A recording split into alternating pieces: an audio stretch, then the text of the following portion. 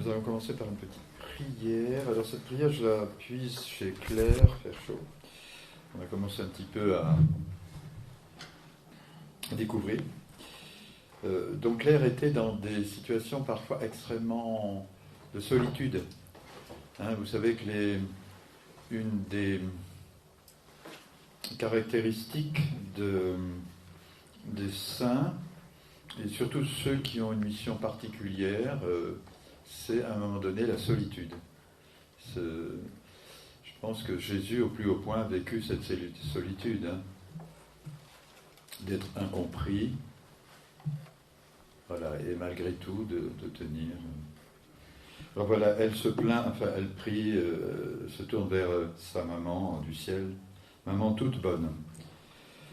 Si donc tu es toute bonne, il ne reste plus rien en toi pour la rigueur. Regarde et prends pitié de ma détresse, puisque tu es toute bonne. Oublie mes péchés et laisse déborder de ton sein ton puissant secours. Regarde, maman, regarde mon isolement. Je n'ai personne qui puisse prendre ma cause et faire valoir la justice envers moi.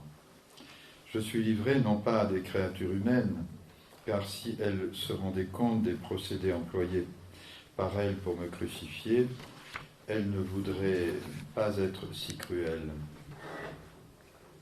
En effet, elle a subi énormément de calomnies, On a tout dit d'elle. Exactement. On a dit de Jésus qu'il était possédé, qu'il faisait des miracles par Belzéboul, vous vous souvenez, faire quand même, le fils bien-aimé de Dieu, possédé du démon. Voilà, elle aussi, on a dit de tout, que c'était une prostituée, qu'elle couchait avec les soldats, Bon, bref. Laissons là les ragots. Mais je suis l'être faible, cet agneau tremblant devant des loups d'enfer. Désarme les démons, libère ta petite Agnelle, laisse-la quelque temps jouir de sa liberté pour bondir de vie dans l'Église. Grande incompréhension. Et vous voyez, donc, elle n'en veut à personne, elle n'en veut pas à ceux qui l'ont calomnié ou quoi, mais elle vit ce que dont Saint Paul parle, votre combat n'est pas contre des êtres de chair et de sang, mais contre les esprits qui sont dans les airs. Les démons n'aiment pas la messe sous toutes ses formes, et en particulier cette forme qui semble s'annoncer, perpétuelle. Maman, toi qui as donné la vie au monde par le don de ton Jésus, aie pitié de celle qui a reçu un don de vie aussi et ne peut le produire. Prends pitié de ceux qui sont dans le réseau de ma souffrance. Bénis la patience et la foi de ceux qui attendent. Maman, si tu le veux, oui, si tu demandes à Dieu, il t'écoutera, ô fille du Père. Il te donnera, ô épouse de l'Esprit Saint, il te comblera, ô mère du bel agneau. Maman, écoule la douceur de ton nom en me délivrant. Maman, fais-moi vivre dans l'Église. Maman, parle pour moi au pape. Maman, aux bras toujours ouverts dans ma détresse, je me jette sur ton cœur, replie tes bras sur moi et sauve-moi. Claire de Jésus crucifié, le 8 décembre 1940. Je vous salue Marie, pleine de grâce, le Seigneur est avec vous. Vous êtes bénie entre toutes les femmes, et Jésus, le fruit de vos entrailles, est béni. Sainte Marie, Mère de Dieu, priez pour nous pauvres pécheurs, maintenant et à l'heure de notre mort. Amen. Au nom du Père et du Fils et du Saint-Esprit. Amen. Alors, rapidement un petit mot. Si Dieu n'est qu'amour pour nous, comment comprendre toutes les prophéties, je mettrai le mot entre guillemets, qui circulent, alors bon, d'un Dieu qui va punir, faire mourir par différents cataclysmes pour ramener l'homme à la foi.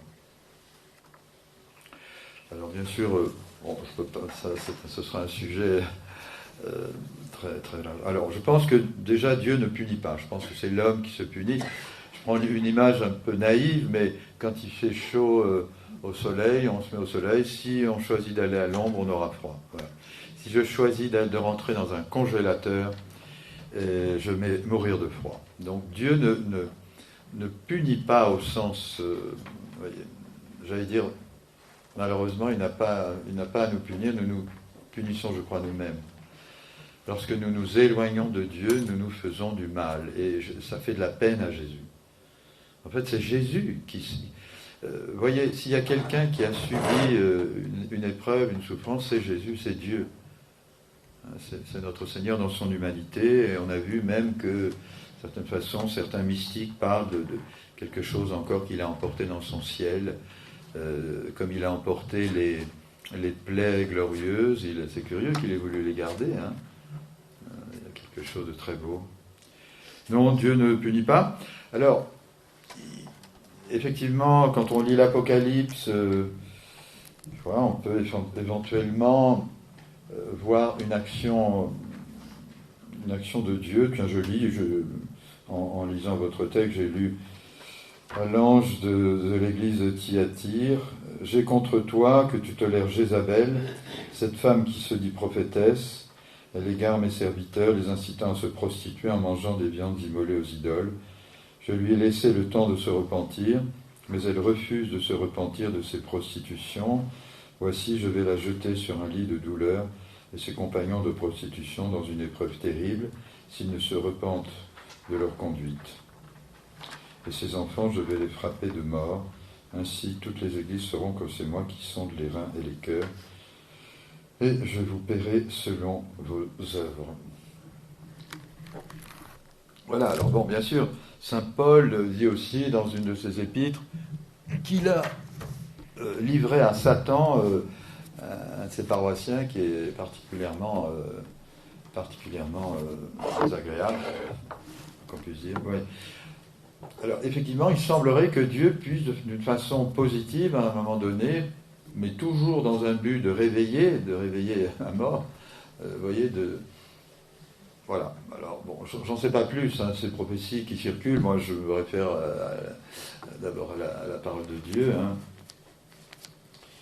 Il n'est pas faux, et c'est une expérience que certainement, je ne sais pas qui a écrit ça, mais vous avez peut-être faite vous-même. Il arrive que Dieu nous permette des épreuves qui nous sont salutaires.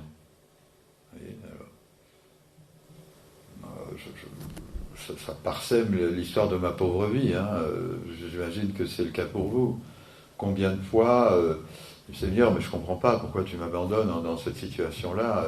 Puis tu fais toute une réflexion, tu te confesses, puis tu réalises que pourquoi le bon Dieu semble t'abandonner à ce moment-là. Il y a une guérison il y a quelque chose que tu n'avais pas vu, tu vois. Il y avait quelque chose que tu n'avais pas bien vu. Voilà. Tout est grâce, dit saint Thérèse de l'Enfant Jésus. Tout est grâce, hein, même les épreuves que le Seigneur semble nous envoyer positivement, pas pour nous faire du mal. Le livre de Job aussi, quand même. Le livre de Job, qui est quand même la référence. Merci beaucoup. Et puis, tiens, je voulais dire autre chose aussi. Bon, peu importe. Oui, je pense que c'est vraiment quelque chose d'universel. Ah oui, un chirurgien. Moi, je n'aimais pas les piqûres quand j'étais petit, je ne sais pas vous, je ne les aime toujours pas d'ailleurs. Je n'aimais pas aller chez le dentiste. Quand on va chez le chirurgien, il vous ouvre le bide, il vous charcute, machin. Bon, pas pour vous faire du mal. Hein. C'est une image un peu naïve, mais vous voyez, tout concourt au bien de ceux qui aiment Dieu, c'est du saint Paul. Tout concourt au bien de ceux qui aiment Dieu. Et l'Église, dans la nuit de Pâques, va même jusqu'à chanter « Ô bienheureuse faute qui nous a valu un tel Rédempteur. Ô bienheureuse faute, ô bienheureux, on pourrait dire, ô bienheureuse maladie qui m'a valu de rencontrer un médecin aussi extraordinaire, tu vois, Jésus, voilà. » Mais je crois qu'effectivement, Jésus, il arrive après les katas, quoi. Tu vois, il vient ramasser les morceaux. Il est sauveur. Bon, voilà, l'homme fait des bêtises, il se fait du mal, voilà.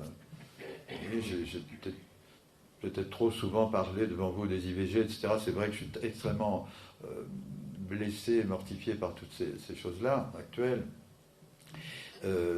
Mais l'Église ne condamne pas une personne qui a eu recours à cela. C'est objectivement mal, mais elle va tout faire, l'Église et vous et moi, pour sauver cette personne. Vous voyez, aujourd'hui, il n'y a que l'Église catholique, mais certainement aussi d'autres, hein, on n'a pas le monopole, hein, mais qui s'occupe d'aller récupérer des femmes qui ne savent pas pourquoi elles souffrent après un avortement.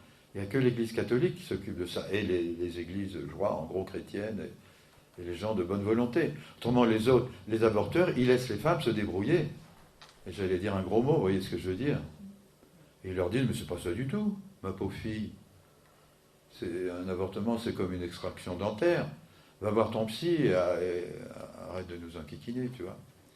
Il n'y a que nous, entre guillemets, vous voyez, bon, je ne veux pas, encore une fois, pas le monopole, qui avons le souci, non pas de condamner, mais d'aller ramasser les morceaux et de tout faire pour justement dire, bah écoute, voilà, il y a des gens qui font ça de façon magnifique dans l'Église, dans les nouvelles communautés, etc. Bon, bref. Allez. Alors, qu'est-ce qu'on fait aujourd'hui, maintenant? Si je me réfère, c'est... nous sommes samedi, eh bien... Qu'est-ce que la messe perpétuelle? Qu'est-ce que la messe perpétuelle? Voilà, qu'est-ce qu'on va y arriver, hein? On va y arriver. Elle j'avais marqué, page 12. Alors, page 12. Bon, je vais lire quand même des petites choses, surtout à cette heure-là, c'est pas évident. Voilà. Alors, je voudrais vous lire tout d'abord un texte que j'ai mis pratiquement au début du bouquin, qui m'a beaucoup éclairé. Un évêque italien du IVe siècle, vous voyez, au tout début, qui s'appelait Gaudens de Brescia, dans une homélie pascale, montre, je trouve magnifiquement, comment l'édification de l'Église repose en effet essentiellement sur le sacrifice institué par le Christ. C'est très beau de voir au IVe siècle, on est encore, peut-être même ça dépend à quel moment c'est, avant ou après l'édit de Milan. Donc, le sacrifice eucharistique, dit ce saint évêque, est notre véritable héritage, viatique de notre voyage et notre nourriture sur le chemin de la vie jusqu'à ce que nous soyons parvenus dans le royaume. Le Christ a voulu en effet que ces bienfaits demeurent parmi nous. Il a voulu que les âmes rachetées par son sang précieux soient toujours sanctifiées à l'image de sa propre passion. C'est pourquoi il donne l'ordre à ses disciples fidèles, qu'il établit les premiers prêtres de son Église, de célébrer sans fin ces mystères de vie éternelle. Vous voyez, célébrer sans fin, déjà on a un petit... voyez. Et il est nécessaire que tous les prêtres de toutes les églises du monde les célèbrent jusqu'à ce que le Christ revienne du ciel. C'est ainsi que les prêtres eux-mêmes et tout le peuple des fidèles devraient avoir chaque jour devant les yeux la représentation de la passion du Christ. C'est ça l'Eucharistie. Où le Christ vient représentant présentiel, en présentiel comme on dit aujourd'hui, en la tenant dans nos mains et en la recevant dans notre bouche et notre cœur. Nous garderions un souvenir ineffaçable de notre rédemption. Magnifique ça, vous voyez, comment vraiment le sacrifice, Saint-Sacrifice de la messe est vraiment le projet des apôtres, etc., pour que ce soit pérenne, hein, pour que tout ce que Jésus a vécu sur la croix nous soit donné. Ok, c'est vraiment très très très fort. Alors, dès l'origine, en effet, la messe fut considérée comme le moyen du salut par excellence, grâce auquel on pouvait toujours recevoir la rédemption dans sa bouche et dans son cœur. C'est très beau, dans sa bouche, dans son cœur. C'est ainsi que l'Église, contre vents et marées, à temps et à contre-temps, ne cessera d'appeler au sacerdoce, afin que la rédemption du Christ Jésus, acquise une fois pour toutes sur la croix, puisse être offerte à toutes les générations. Vous voyez donc, le nerf de la guerre pacifique, hein, des vocations, hein, c'est pour la messe. D'abord, c'est pour que la messe soit célébrée. Tu vois, le saint curé d'Ars disait un endroit où il n'y a plus de prêtres, donc où la messe n'est plus célébrée, et puis tout ce qui va suivre, la charité qui suit la source et le sommet, on adorera les bêtes. Vous savez qu'aujourd'hui, il y a un parti politique qui s'appelle le parti anti-spécifique, je ne sais plus comment il s'appelle, bon bref, qui tend à nous dire que la bestiole la plus antiquinante dont il faudrait se débarrasser, c'est nous, les êtres humains, qui polluons, etc.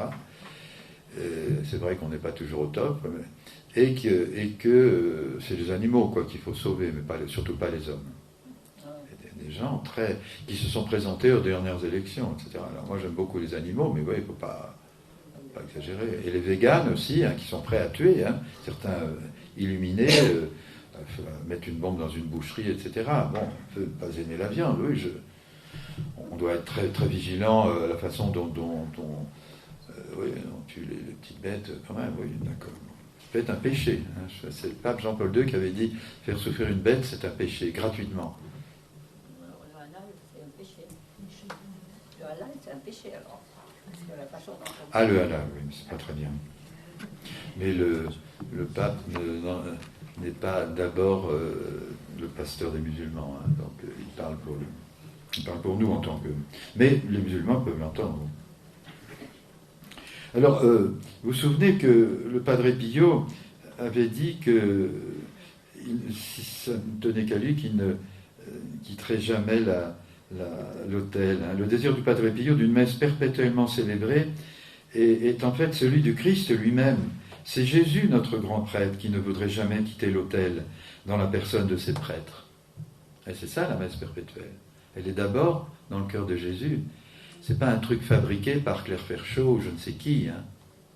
Là, vous avez une réponse essentielle. C'est Jésus qui veut la messe perpétuelle. Je vous ai raconté déjà comment Claire Ferchaud avait eu cette vision. Une fois, elle attendait la messe, le prêtre était un peu en retard. Et il attendait. Parce que maintenant, c'est plus lui qui prend l'initiative. Il a tout confié à son église, il a tout confié à ses prêtres. Tu vois ? Donc il attend. Et quand il voit le prêtre arriver, il sourit. Il sourit comme les anges ici qui sourient. Et puis quand le prêtre arrive au pied de l'autel, il se fond dans une seule personne avec lui, in persona Christi. Et alors, ça y est, la messe peut commencer. Tu vois, c'est merveilleux. Le Christ, Jésus, a un désir ardent. Tu vois, qu'il y ait des messes, tout le temps, des messes, des prêtres pour la messe, des prêtres pour la messe. Pour l'amour, pour le salut du monde.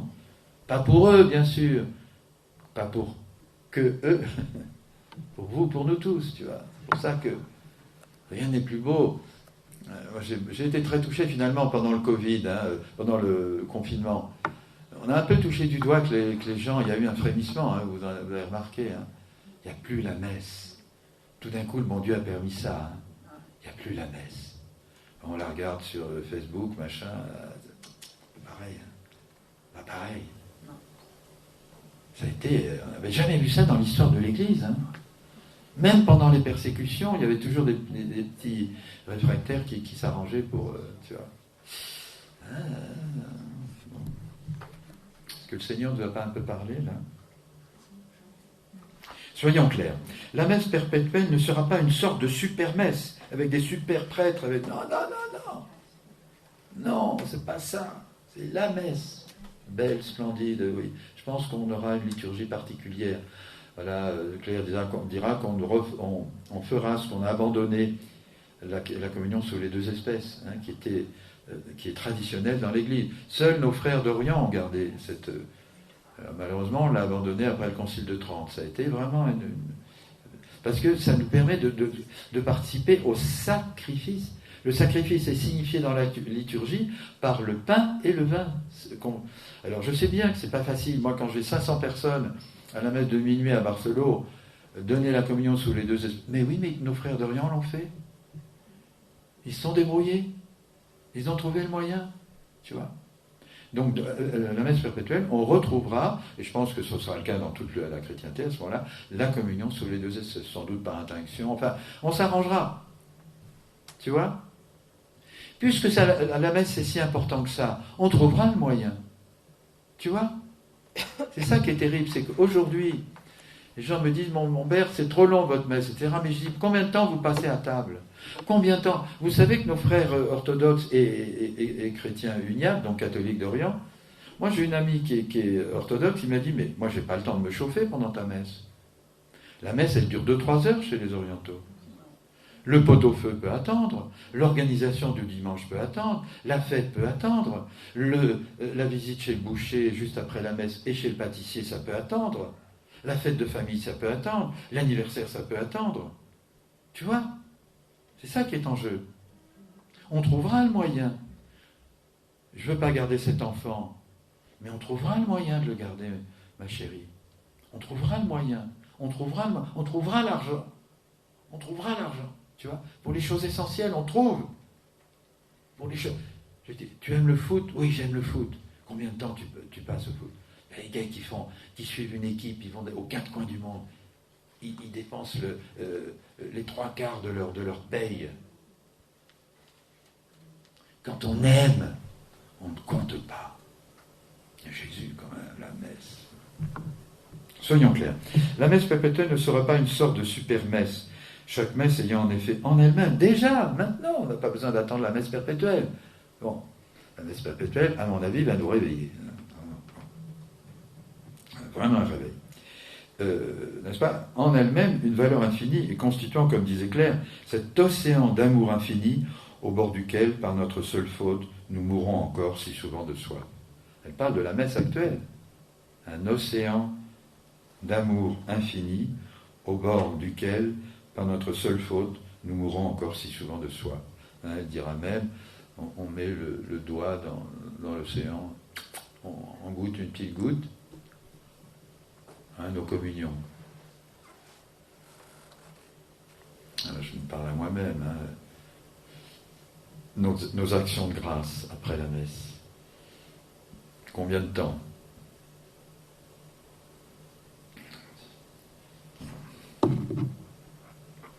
Une seule messe, en effet, suffirait donc à embraser le monde, puisque tout l'amour de Jésus et tous les fruits de la rédemption y sont offerts, et pour ainsi dire contenus, qui s'y unit sans la part. La messe perpétuelle permettra que le mystère eucharistique déploie toutes ses virtualités, tu vois, dont on a un peu perdu conscience spirituellement, surnaturellement. Il se fera alors comme une apocalypse, c'est-à-dire une révélation. Apocalypse, révélation, c'est pas un châtiment. Hein, bon. Une redécouverte bouleversante de la nature profonde du mystère presque oublié de nos jours. Hein, quand vous pensez qu'en France, fille aînée de l'Église, je crois que c'est entre 3 et 5% de pratiques religieuses dominicales.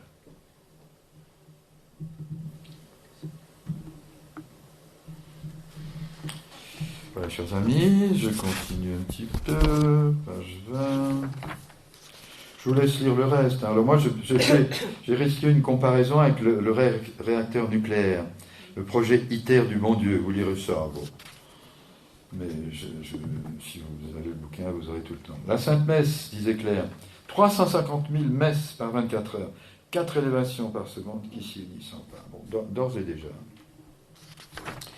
J'en arrive à ce dont je vous avais parlé un petit peu déjà, un premier galop d'essai. Une première ébauche de la messe perpétuelle a déjà eu lieu dans l'Église. C'était en 1935. En l'honneur du jubilé de la Rédemption, un triduum de messes successives eut lieu pour la première fois dans l'histoire de l'humanité de l'Église à Lourdes. Tout commença grâce à l'initiative d'un simple prêtre britannique, le père Walter Keane, inspiré par sa seule ferveur et son imagination surnaturelle. Il s'agissait en effet de trouver une belle façon d'honorer le jubilé de la Rédemption. Et quoi de plus merveilleux, pensa-t-il, que des messes célébrées sans interruption, nuit et jour. Alors l'idée plut au cardinal Bourne, alors primat d'Angleterre, qui en informa le pape Pie XI, qui à son tour fut enthousiasmé par ce projet, rien à voir avec Claire. Hein, et le pape choisit alors lui-même l'autel de la grotte de Lourdes pour la célébration d'un triduum de messes successives ininterrompues pendant 3 jours et 3 nuits. C'est alors que la cité mariale devint, selon l'expression même du pape, le plus grand trône eucharistique du monde. Ça réveille un truc comme ça, tu vois. Ça réveille. Le plus grand trône. T'as envie d'y aller, quoi. T'as envie de prendre le premier train, le premier avion pour voir ça, quoi. Tu vois. Quand ce ne sera pas 3 jours et 3 nuits, mais quand ce sera nuit et jour. Tu vois.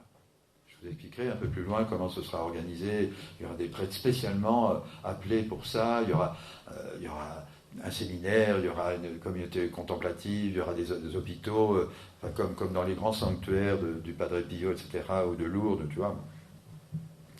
Mais le cœur nucléaire, tu vois, qui va redonner, qui va électriser ou nucléariser le monde entier, pour réveiller partout les messes, tu vois, ce sera ça. Les gens du monde entier viendront à Loublande voir, tu vois. Les prêtres se succéderont, passeront une semaine, comme on passe une semaine ici, ou 15 jours, ou prendront leur place dans le...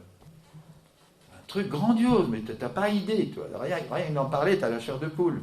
C'est clair. Maman de le dire. Bon. Claire Ferchaud vit alors en ce premier galop d'essai les prémices de la messe perpétuelle que d'aucuns jugeaient alors impensables parmi ses proches. Le triduum de Lourdes m'a remué jusqu'au plus intime de l'être. Ces 3 jours de messe consécutives n'étaient-ils pas l'image vivante de l'œuvre attendue?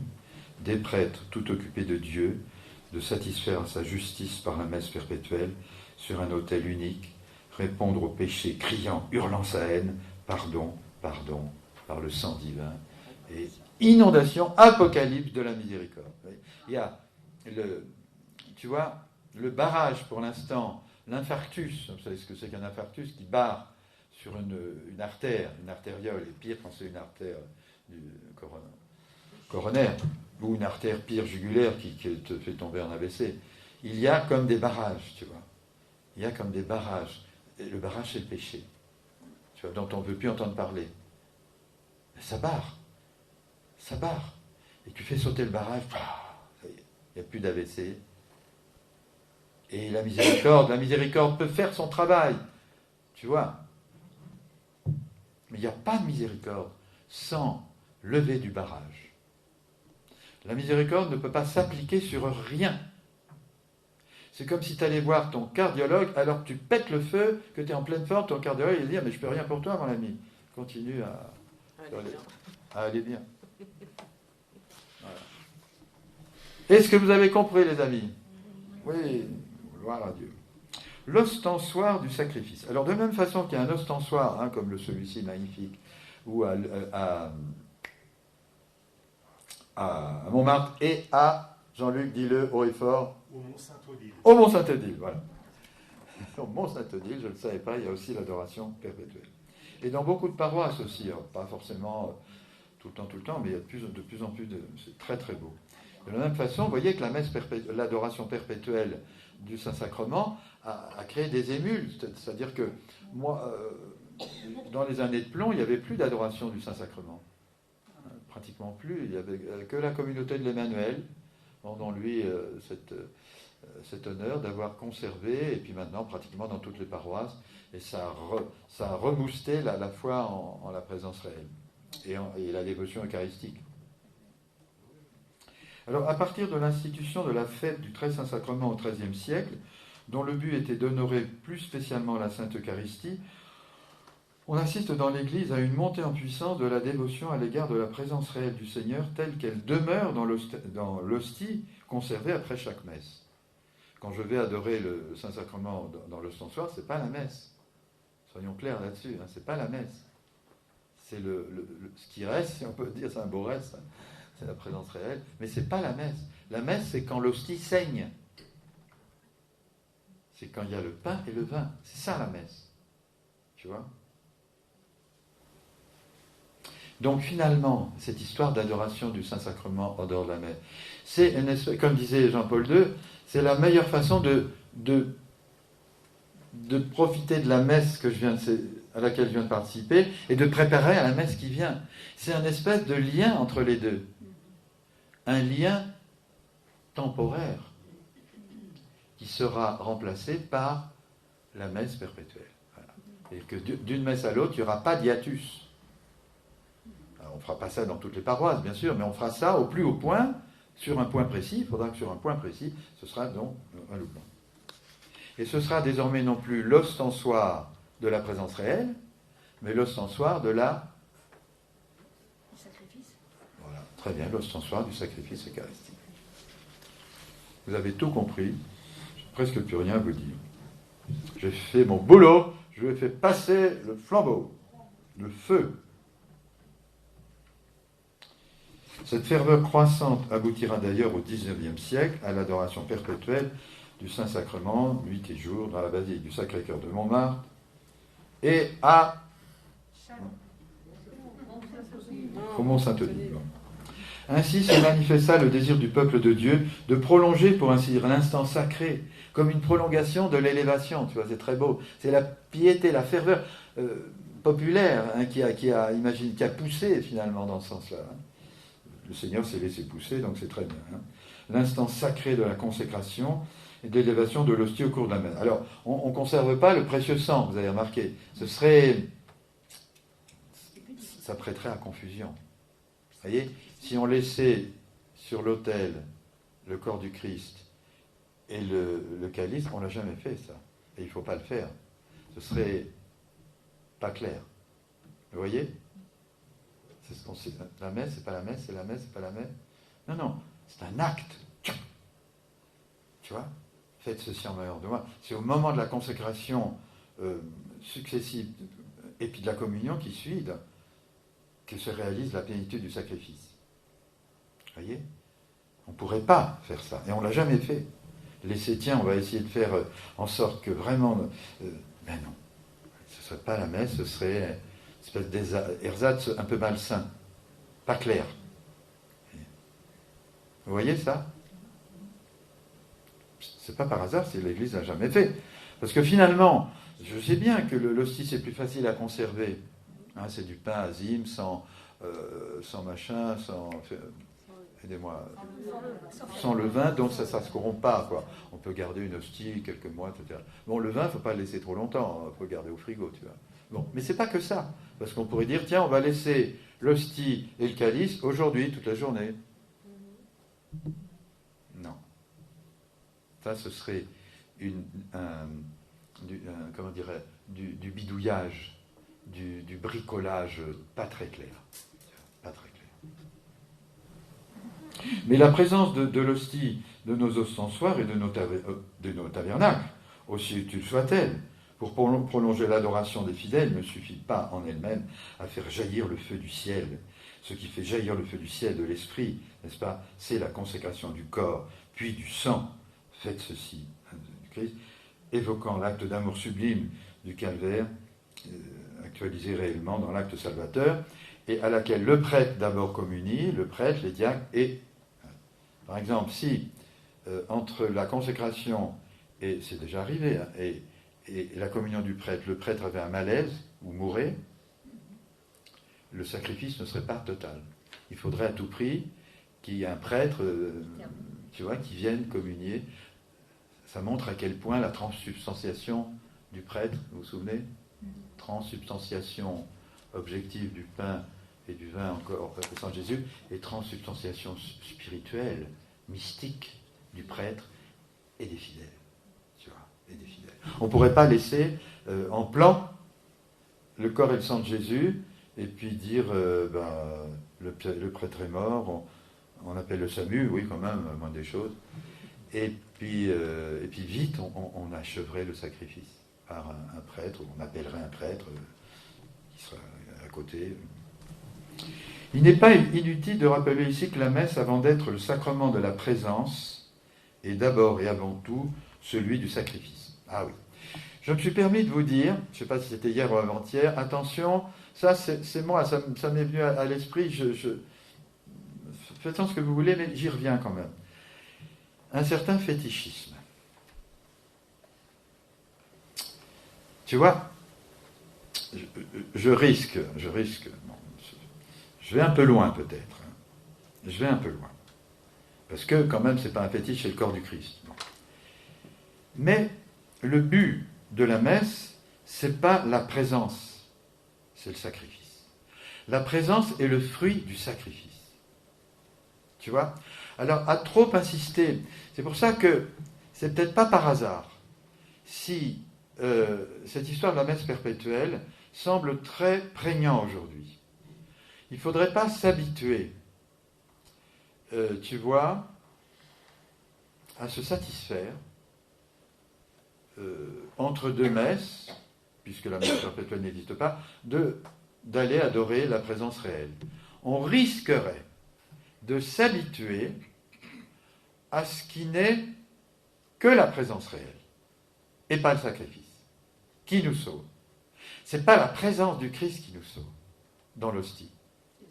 Aussi précieux soient les sentiments que j'ai d'amour, etc., que le Seigneur suscite en mon cœur, mais même ça vient de son sacrifice. Parce que l'hostie qui est devant moi, elle vient de la messe d'avant. Tu vois, on retombe toujours sur nos pattes, si j'ose dire, sur les pattes du Golgotha. On ne sort pas de cette affaire. Tu vois? Alors c'est pour ça que j'ai risqué un petit peu ça. Ça vaut ce que ça vaut. Moi, je risque aussi quelquefois des petites idées. Je réfléchis tout haut. Puis Tu vois, alors, à cet égard, les paroles de la consécration sont claires. Ceci est mon corps, ceci est mon sang, dit le prêtre. Et non pas, ceci est le Christ présent. Ceci est la présence du Christ. Non.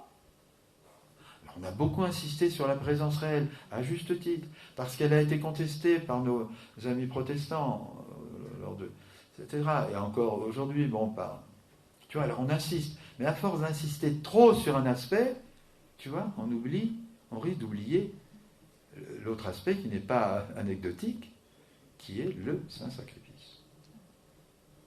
C'est pourquoi Pascal, le grand philosophe chrétien, même s'il était un peu janséniste, mais enfin, ça partait d'un bon sentiment, eh bien, dit ceci, commentant la rencontre du ressuscité avec l'apôtre Thomas, disait que désormais on ne pouvait toucher le Seigneur ressuscité qu'en passant d'abord par ses plaies. On ne peut donc communier à l'amour de Jésus qu'en passant par la plaie grande ouverte de son cœur, le corps et le sang du Christ, avant d'être reçus en communion, sont offerts en sacrifice. Ok ? Tout ça, c'est bien à sa place maintenant, vous voyez ?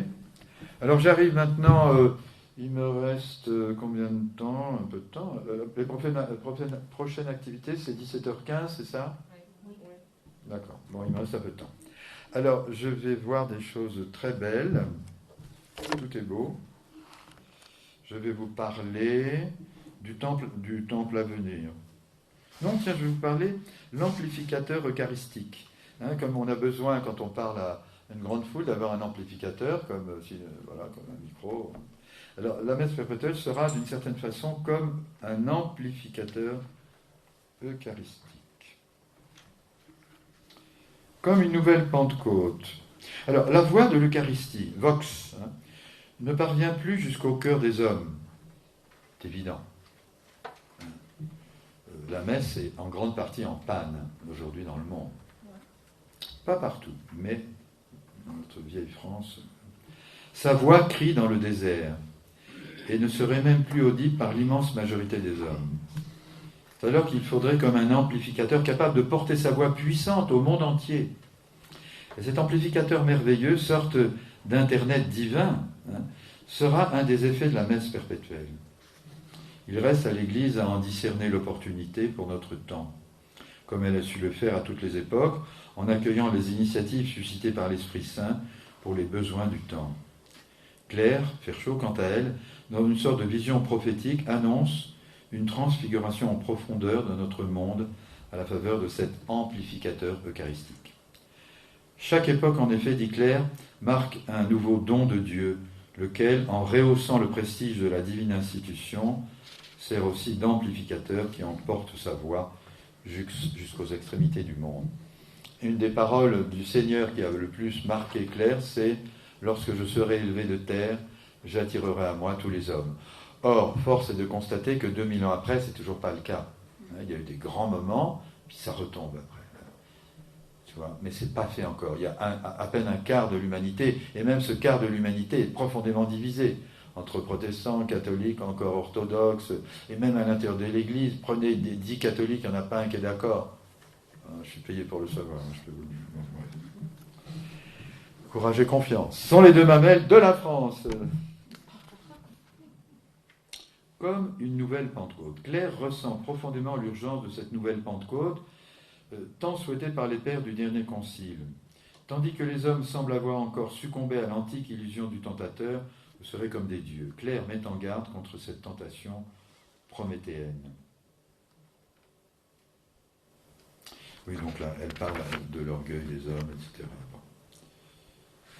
Bon, je le lis quand même, parce que c'est très d'actualité. Il y a tant à dire à propos des pauvres hommes qui explorent la nature faite de ses mains, avec une hardiesse effrontée, faite des mains du Créateur. Science sans conscience n'est que ruine de l'âme, dit la sagesse ancestrale. Et la parole du livre saint n'est pas close. Si tu manges de ce fruit, tu mourras. N'y a-t-il plus de loi pour révérer sa grandeur, de loi pour rester serviteur sans monter à l'étage du maître? L'homme joue avec son fol orgueil dans une expérience hasardeuse, fermant ses oreilles pour ne pas entendre les sommations. Si tu vas plus loin, tu mourras. Et le Seigneur ne châtie pas, là. Le Seigneur dit, comme une maman, si tu vas plus loin, tu vas te brûler, tu vas tomber dans le précipice, ne va pas plus loin. Je t'en supplie, mon enfant. Tu vois, mon Dieu, il ne te pousse pas dans le précipice. Sans pénitence, c'est la déchéance. Vous savez que le professeur Testard, qui est à l'origine de la premier bébé éprouvette, a tout de suite vu qu'on allait droit au précipice. Pourtant, il n'est pas chrétien, Testard. Un homme très courageux. Il a été humilié par ses confrères, c'est un grand professeur. C'est lui quand même, un bébé éprouvette, c'est quand même si c'est monstrueux, c'est le résultat d'une extrême expertise scientifique quand même. C'est ce qui a aveuglé. Mais il s'est arrêté, il a dit non. Et là, aujourd'hui, il a été interviewé, il dit, je vous l'avais bien dit, qu'on ne s'arrêterait pas là. Maintenant, c'est la GPA et tout le reste, c'est clair. Quand tu fabriques une bombe atomique, c'est pas pour la garder dans un musée. L'homme, en sa descente vertigineuse, n'entend plus. Tandis que la messe perpétuelle, ce sera payer la justice de Dieu, la dette des hommes qui s'est accumulée encore depuis le calvaire. Ce compte réglé, Dieu embrassera le monde et tout sera renouvelé. Comme dit le Seigneur dans l'Apocalypse, je ferai toutes choses nouvelles. Je ferai toutes choses nouvelles. Un rajeunissement dans la divine institution de l'Église, par un lendemain de Pentecôte nouvelle. Dieu préside. L'enfant n'est plus cette chair tantôt adorée ou martyrisée au gré de la passion ou de la brute, mais un cierge de cire pure, dont la flamme est un hommage au Dieu de l'autel. Le culte de l'agneau contient tout un suc laissé au fond de la fleur de la liturgie. Il contient Dieu rapproché de la créature, des entretiens en cœur à cœur, et par le développement de la grâce sanctifiante, une puissance de conquête, une force contre les démons, des victoires magnifiques de l'esprit sur la chair, une transformation physique par la pureté de base dans le mariage, une réforme de l'art, musique, chant, architecture, etc., une suavité du langage, une allégresse du cœur, et ce déluge de grâce est gardé en réserve dans le ciel pour que cette véritable résurrection de notre monde à l'agonie soit reçue comme venant des mains de Dieu. Quand tu lis ça, elle est folle cette fille, elle a imaginé ce truc-là. Pas possible. Ce n'est pas possible que cette fille ait imaginé ça. C'est moi qui parle, Pensez ce que vous voulez. Voilà. On continue. Le temple. Vous voulez savoir comment ce temple sera? Oui, moi aussi. Bon. De bras en bras. Chaque époque, en effet, marque un nouveau don de Dieu, lequel, en rehaussant le prestige de la divine institution, sert aussi d'amplificateur. L'Église qui supplie, qui offre au juste juge des peuples coupables notre rançon. L'Église qui élève l'agneau expiant. L'agneau sans tache, au-dessus des vacarmes du monde, au-dessus de la confusion d'une Babel moderne, au-dessus des forces déclenchées par l'atome, au-dessus des engins nucléaires, au-dessus du feu qui pulvérise, et cet acte d'une solennelle expiation, l'Église en perpétue le geste par un sacerdoce choisi au sein même du sacerdoce catholique. Cette création de volontaires, c'est pour ainsi dire la petite armée officielle de l'Église qui part à l'assaut contre l'enfer, pour la plus noble des causes, rendre à Dieu, roi souverain de l'univers, la gloire qui lui est due.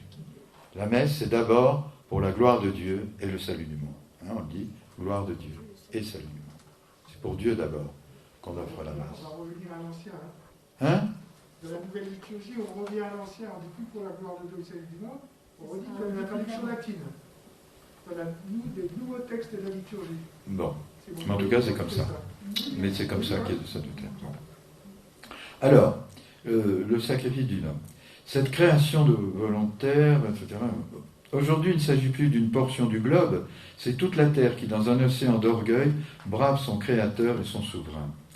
Le sacrifice divin, centre de toute vie religieuse, de tout acte s'adressant au Seigneur, de tout apostolat, de toute famille, de toute vie humaine, source et sommet. Voilà. Source et sommet, j'ai perdu ma ligne. De toute... Je suis un peu fatigué. Offrir l'agneau sans tache, afin que l'auguste Trinité ne voie plus la terre que par ce divin creuset, où les pauvres actes de vertu sont changés en l'amour d'un Dieu offert à Dieu. À la messe, c'est Dieu qui s'offre à Dieu. C'est pour ça que la messe a une valeur infinie. Parce que ce n'est pas mes pauvres actes même s'ils sont très beaux et qui touchent le cœur de Dieu, tu vois. Mais quand je suis uni au Christ, je suis le Christ, et le moindre, comme disait Claire, c'est pas Claire Terre de l'enfant, une petite épingle, pas une épingle à nourrice, pas une épingle comme ça, ramassée par amour, a une valeur infinie. Tu vois. Elle ramassait les épingles que ses sœurs laissaient tomber par terre, tu sais, où elle dans le coin de l'ouvroir, elle ramassait une étoffe qu'une sœur avait oublié de plier, elle la repliait bien, tu vois, par amour, avec Jésus, valeur infinie. Un seul verre d'eau donné avec Jésus a une valeur infinie, tu vois. Ça transfigure toute notre vie, nos petits actes de petit enfant, car on est toujours un petit enfant devant Dieu, tu vois. Même les grands saints arrivés à la fin de leur vie, comme Saint Thérèse de Lisieux disait, à la fin de la vie, je paraîtrai devant Dieu les mains vides. Saint Vincent de Paul disait, je n'ai rien fait. Et quand on lit sa vie, il a fait pas mal de choses, tu vois, j'ai rien fait. Tu vois, par rapport à la sainteté de Dieu. Alors le temple de l'expiation mondiale. Claire annonce un sacerdoce virginal et saint, totalement dédié à la célébration ininterrompue de la messe dans un temple grandiose. De 7 heures, la terre n'interrompt plus sa relation dans une conversation entre l'agneau miséricordieux qui paye et la justice divine satisfaite. Encore une fois, aujourd'hui, la justice est pratiquement aux oubliettes, aux abonnés absents. On ne parle plus d'un Dieu juste. Ça, c'est l'Ancien Testament, soi-disant. Maintenant, on est dans la miséricorde. C'est faux. C'est une vision faussée du mystère eucharistique, du mystère du Christ.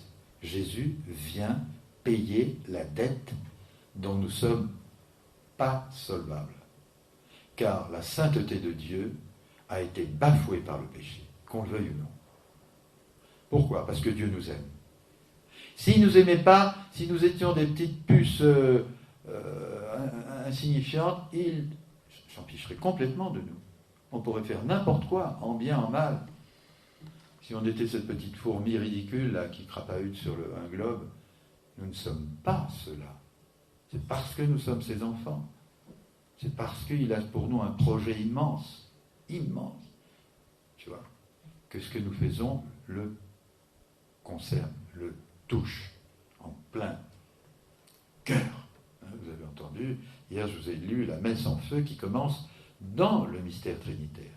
Tu vois, le Père me regarde, le Père prend soin de moi, le Père veut mon salut, le Père voit mes limites, le Père voit mes péchés, le Père veut me sauver, et il envoie son Fils pour cela, car j'en étais incapable.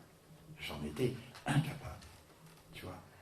Même la Sainte Vierge Marie, nous dit l'Église, a été préservée du péché par les mérites de son Fils sur la croix, avant même que le péché ne la touche.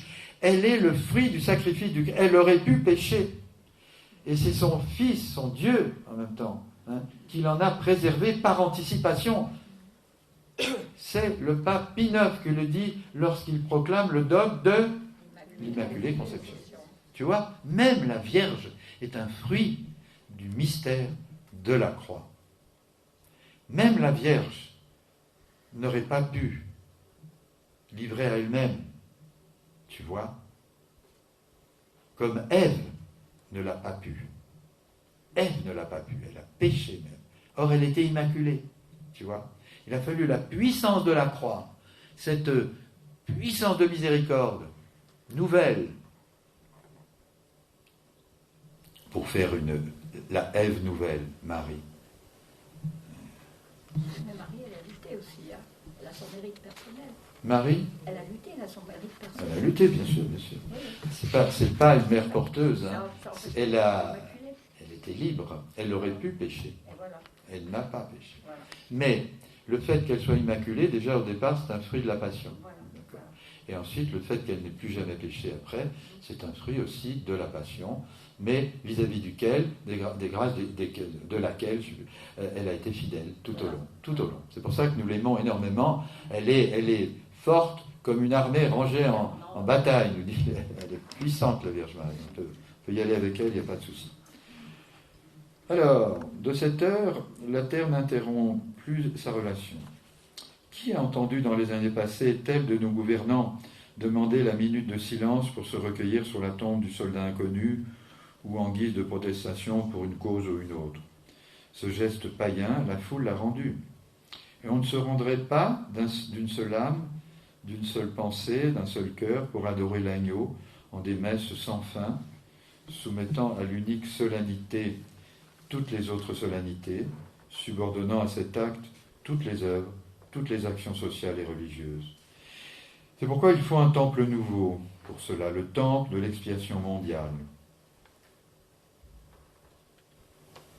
qui affirme au monde entier, par la majesté de son architecture, de sa liturgie, de sa puissance priante, la manifestation d'une humanité expiante, d'un sacerdoce virginal et saint, qui proclame la souveraineté d'un Dieu retrouvé et qui sera servi désormais selon l'honneur et la gloire qui lui sont dus. Alors, n'en déplaise à notre cher ami Jean-Luc, voilà quelque chose qui va nous mettre face au temple du Sacré-Cœur à Paris, devant quelque chose de différent de ce que vous nous avez parlé, n'est-ce pas, au Mont-Saint-Odile. Aussi beau et merveilleux soit le Mont-Saint-Odile, n'oublions pas que le Sacré-Cœur, c'est-à-dire la basilique du Sacré-Cœur, a été érigée, baignée en 1920, je crois, et c'est la basilique du vœu national. C'est quelque chose d'inouï. Quand on sait qu'il s'agissait d'une république laïque, Troisième République, qui a, à la suite de la guerre de 70 dont elle est sortie, et puis donc elle a profité d'une certaine façon, la République, parce qu'elle est née là, mais enfin c'était encore des chrétiens à l'époque. Même les gars de gauche, hein, même les Ratsock et tout, c'est des gars qui allaient à la messe tous les dimanches, en gros. Même les francs-macs allaient à la messe. Alors, c'est sûr qu'ils envoyaient leurs enfants dans les écoles catho, hein, tous. Ils savaient que c'était des bonnes écoles. Bon. Eh bien, la France, pourtant laïque, mais fille aînée de l'Église, encore catholique, a émis qu'au cœur de la capitale soit érigé un temple, une basilique, fruit du vœu national. Alors tu vois, c'est pas tout à fait... Donc vous voyez la valeur symbolique de ce lieu. Et comme par hasard, on va y installer l'adoration perpétuelle. Vous ne trouvez pas ça... Eh bien, le temple, de la même façon qu'on a érigé, que la France a érigé, cette fois-ci ce sera l'Église tout entière, hein, mais là on a déjà une amorce, vous voyez. Il y aura cette fois-ci le temple du vœu mondial cette fois-ci, ecclésial et mondial, institué par le pape, cette fois-ci pour la messe perpétuelle. Tu vois ? C'est énorme ça. Alors, et voici maintenant dévoilé par Jésus lui-même le déroulement de la majestueuse liturgie d'une messe perpétuellement célébrée nuit et jour dans un temple nouveau. Un autel carré, permettant la célébration successive du Saint-Sacrifice aux 4 points cardinaux. Un prêtre célèbre la messe là, il est servi par un autre prêtre, et lui-même, quand il a terminé sa messe, va servir la messe suivante, etc. Tchac, tchac, tchac, tchac, tchac, tchac, tchac, tchac, tchac, tchac, tchac. Alors nous, à Loublande, on a commencé ça une nuit seulement. Je ne sais pas la messe perpétuelle. Et il y a effectivement, à l'endroit où normalement le temple de la messe perpétuelle s'érigera, je vous invite à y venir. L'année prochaine, ce sera le dimanche, dans la nuit de dimanche à lundi 22 août. Hein. Il n'y a pas de logement, il faudra que vous trouviez un logement soit à Cholet, soit, trouver avec Internet, on trouve. Mais c'est ce qu'on appelle le tridium, donc toute la nuit. Alors il y a un autel carré, effectivement, 4 autels, et on est entre 12 et 15 prêtres, et on célèbre toute la nuit, comme ça, depuis la tombée du soir, et c'est assez bouleversant. Hein. C'est une petite ébauche dans les différentes formes. On ne rentre pas dans la contestation forme ordinaire, extraordinaire. On peut célébrer en forme ordinaire en français, on peut célébrer si on est copte, en copte, etc. Pourquoi le dimanche 22 août ? Pourquoi le 22 août ? Pourquoi pas quoi? Le 22 août, pourquoi? Parce que le 22 août, les prêtres sont encore un peu libres. Question d'agenda, en fait. Parce qu'après, c'est la rentrée qui s'annonce. Ah ouais. Et jusque-là, on le faisait fin août et les prêtres. Et un jour, on n'a pas terminé la nuit, on a calé. On n'est pas là pour faire des concours, hein, mais on aime bien quand même faire toute la nuit. C'est vraiment très beau, jusqu'au lever du soleil où la dernière messe est célébrée. Parce qu'il y a des gens qui se sont convertis là-bas, ils ont fait toute la nuit. Il ne fait pas chaud en plus en Vendée, hein, je peux te dire. Hein. Toi, tu es Vendéen. Ah oui, sur la Cotonnerie-Filière, je peux te dire, il ne fait pas très chaud. Et donc, quand tu as passé toute la nuit, et il y a des gens, il y a des laïcs, j'ai vu des laïcs qui toute la nuit ont tourné. Extraordinaire. Et là, c'est les mêmes prêtres toute la nuit, en fait. Non, on essaie d'être le plus nombreux possible. Invitez vos prêtres. C'est pas non. Célèbre, donc ça passe. Il y a un prêtre qui célèbre. Moi, par exemple, la dernière fois, j'ai fait 2 messes pour être sûr d'arriver au bout. Mais autrement, non, au moins chaque prêtre célèbre au moins une messe. Et c'est des messes qui durent combien de temps? Pardon? C'est des messes qui durent combien de temps chaque messe? Une demi-heure environ. Ah, d'accord. Une messe normale. Il n'y a que la première messe qui est prêchée. En l'occurrence, c'est le curé de Loublande qui l'a célébrée. Le curé de Loublande, le père Jérôme de la Roulière, qui est un ami. C'est pas banal, parce que d'habitude l'évêque vient. Bon, là, il n'est pas venu. Bon. Et là, c'est le curé de Loublande qui a célébré la première messe, prêchée. Bon, lui, il célèbre selon la forme ordinaire, en français, etc. Bon, très bien. Et puis après, Liberté chérie, moi je célèbre, j'aime beaucoup la messe extraordinaire, c'est pour ça que mais ça m'est arrivé de célébrer l'ordinaire. Voilà. Vous voyez, on ne rentre pas dans le truc, là. Claire, faire chaud. Lorsqu'il y a eu le messe dite de Paul VI, etc., la première chose qu'elle a faite, tac, elle a mis le missel, il y a les 2 missels. Le prêtre qui vient, il suffit qu'il soit catholique, apostolique et romain, il célèbre la messe qu'il veut, etc. Il ne fait pas d'excentricité, là, c'est pas, mais il n'a pas envie de le faire. En général, les gens, les prêtres, si toutefois il y a des prêtres excentriques, je ne sais pas. Excusez-moi, le lieu, vous pouvez le Loublande, Loubland,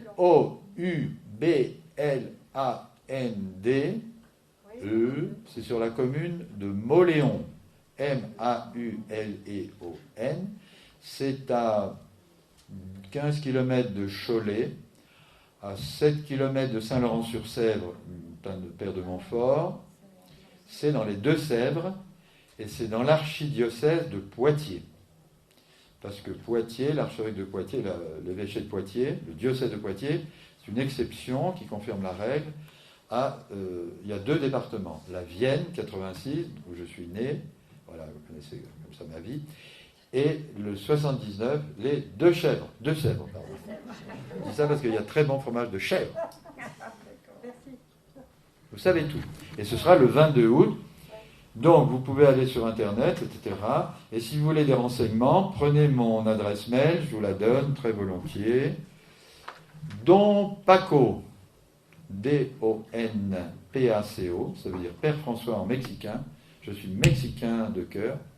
D-O-N comme Nicole, P-A-C-O, @wanadoo.fr. Oui, Wanadoo, ça existe toujours, je sais. Bon, c'est vieux, mais moi je ne suis pas un geek. Mais enfin, ça marche. Un autel carré permettant la célébration successive du Saint-Sacrifice de la messe aux 4 points cardinaux. Des marches nombreuses et spacieuses accédant à l'autel. La place des fidèles groupée en forme de croix. Des 4 ailes égales dans le sens des 4 points cardinaux, donnant l'aspect d'une âme bien vivante autour de l'autel du divin sacrifice. Pas de banc, ni de chaise dans cet édifice tout entier consacré à l'expiation, pour expiation du péché, pour la miséricorde, le plein pot de la miséricorde. Tout au fond, des agenouilloirs sobres qui, en délimitant la place des priants, sauvegarderaient le bon ordre. Pas d'honoraire de messe pour les prêtres qui célèbrent gratuitement et uniquement pour la gloire de Dieu. Pas de tronc non plus dans ce temple. La célébration tous les jours face au nord, sud, est, ouest, en mémoire des paroles du Christ, quand je serai élevé de terre, j'attirerai tout à moi. La messe perpétuelle sur un point fixe embrasse le monde entier. Les communions des fidèles seraient faites sous les 2 espèces, corps et sang du Seigneur. Dans ce temple, pas de sainte réserve. Vous voyez ce que je vous disais tout à l'heure. Pas de sainte réserve. On a l'arbre. C'est le sacrifice. Nous sommes ici dans l'ostensoir du sacrifice. Donc, d'une certaine façon, on n'a plus besoin. On n'a plus besoin de la sainte réserve. Vous voyez ? Elle était temporaire, précaire. Dans tous les sens du terme, vous savez que précaire, ça vient de prex en latin qui veut dire prier. Prex, prier, précaire.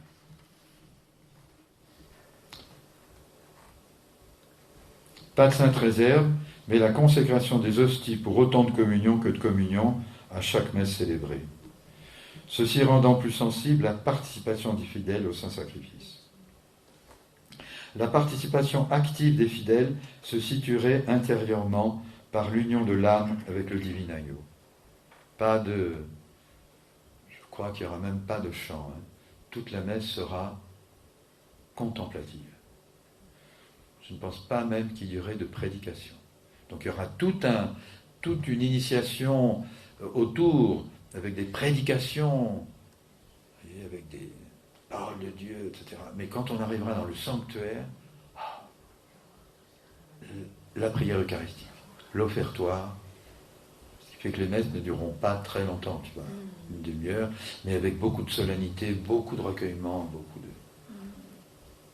Voilà. Quelque chose de grandiose, tu vois. Tout axé sur le...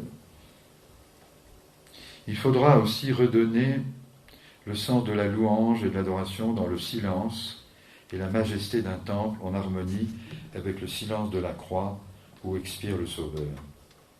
Certes, de par sa nature sacramentelle, le sacrifice de la messe a les apparences d'une fête, bien plus que d'un triste souvenir. C'est les noces de l'agneau. C'est pourquoi la beauté du temple et de la liturgie exprimerait ce caractère joyeux de la fête de l'amour. Mais vous savez, quand deux êtres s'aiment, un homme et une femme, dans la soirée de noces, je crois qu'il y a beaucoup de silence.